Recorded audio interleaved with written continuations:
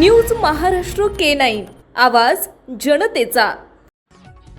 पुणे जिल्ह्यातील नसरापूर तालुका भोर येथील चिमुरडीवर अत्याचार करून तिचा निर्गुण खून करणाऱ्या नराधमाला यमसदनी पाठवण्यासाठी राज्य सरकार कोणतीही कसर सोडणार नाही। अशा गुन्हेगारांवर भर चौकात फाशी दिली पाहिजे असं मलाही वाटते।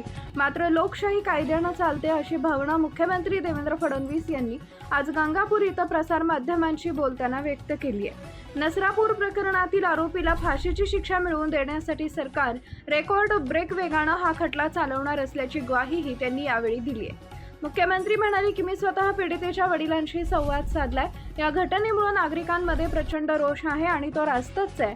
अशा नराधमांना कठोर शासन व्हावं हीच सरकारची भूमिका आहे। कोणालाही कायद्याचा दुरुपयोग करता येऊ नये किंवा तांत्रिक त्रुटीचा फायदा मिळू नये या दृष्टीने सरकार भक्कमपणे न्यायालयात बाजू मांडेल।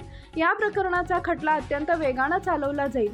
पीडित कुटुंबाच्या पाठीशी सरकार खंबीरपणे उभे असल्याचे सांगताना मुख्यमंत्री म्हणाले की या प्रकरणाचा तपास आणि न्यायालयीन प्रक्रिया वेगाने पूर्ण करण्यासंदर्भात प्रशासनाच्या वतीने पीडित कुटुंबाला एक लेखी पत्रही देण्यात आले आहे। काही लोक पीडितेच्या वडिलांनाही अडवण्याचा प्रयत्न करत होते, ते कोण आहेत ते आम्हाला समजलंय।